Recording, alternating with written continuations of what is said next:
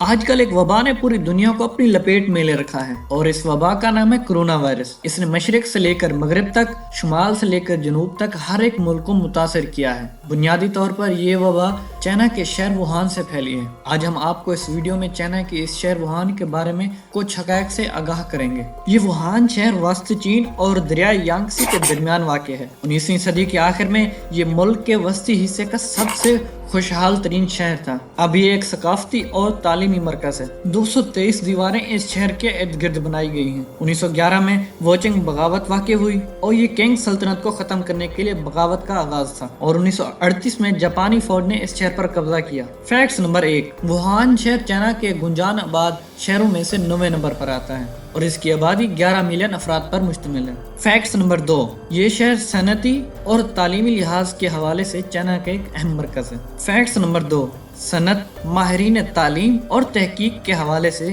یہ چائنا کا ایک اہم مرکز ہے۔ یہ ووہان شہر ہم نے آپ کو بتایا ہے کہ 3 ریاستوں پر مشتمل تھا، جن میں سے ہان یانگ، ہانگ کاؤ اور ووچنگ کے نام سے مشہور تھی۔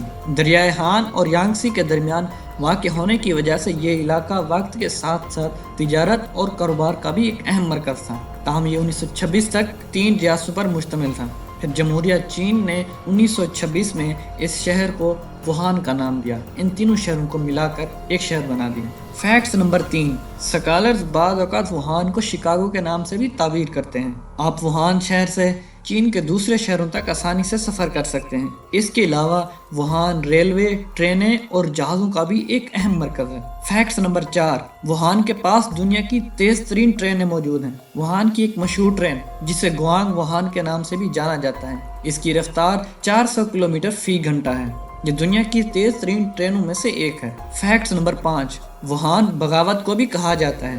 چین میں آخری شاہی خاندان کو ختم کرنے والی یہ بغاوت 1911 کو شروع ہوئی۔ اس بغاوت کا آغاز نئی فوج کے 2 گروپوں نے کیا تھا، جس کی سربراہی سنجیت سین نے کی تھی۔ فیکٹس نمبر 6، ووہان شہر چین کے گرم ترین شہروں میں سے ایک ہے اور ووہان شہر کو چین کے 3 چولہوں میں سے ایک چولہا بھی مانا جاتا ہے۔ اس کا مطلب یہ ہے کہ وہاں پہ بہت زیادہ گرمی پڑتی ہے، اور اس کے علاوہ اس شہر میں 4 موسم ہوتے ہیں۔ فیکٹس نمبر 7، اس شہر کو گرم اور خشک نوڈیولز کے نام سے بھی جانا جاتا ہے۔ فیکٹس نمبر 8، نمکین چیز کے طور پر ووہان کے شہری عام طور پر میانو کھاتے ہیں۔ فیکٹس نمبر 9، اس شہر کو ووہان کا نام کیوں دیا گیا؟ اصل میں چین کی ایک تہذیب جو ووہن کے نام سے مشہور تھی، اس کی وجہ سے اس کا نام ووہان رکھا گیا، اور یہ تہذیب اوپرا کی میزبانی کرتی تھی۔ فیکٹس نمبر 10، چائنا میں سردیوں کا آغاز دسمبر میں ہوتا ہے اور فروری میں ختم ہوتا ہے، چونکہ جیسے ہی ہم آپ کو پہلے بھی بتا چکے ہیں کہ وہاں پہ گرمیاں بہت زیادہ ہوتی ہیں، اور چین کے 3 چولہوں میں سے ایک چولہا بھی کہا جاتا ہے۔ اس وجہ سے یہاں پہ صرف 2 سے 3 مہینے سردی رہتی ہے، اور یہاں پہ کم سے کم درجہ حرارت 2 ڈگری سینٹی گریڈ تک گرتا ہے۔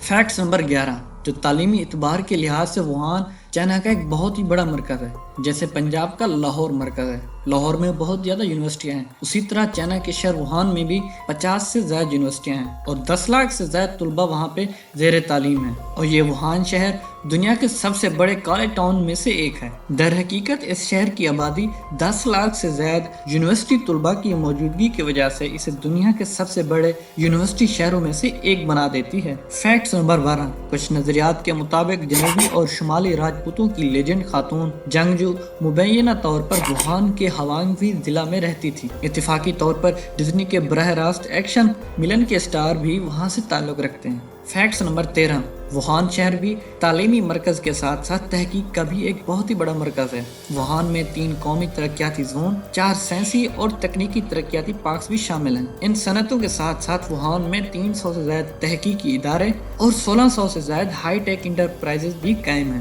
فیکٹس نمبر 14، یہ شہر مختلف تہذیبی دور سے گزرا ہے۔ 11 دور ایک دور گزرا ہے جو 770 عیسوی سے لے کر 1045 عیسوی کے دوران کا ہے۔ اس علاقے کی آبادکاری ووچنگ کے جنوب مشرق میں تھی، جو 3 ریاستوں کے دور کے دوران وہ خاندان کا دارالحکومت بن گیا تھا۔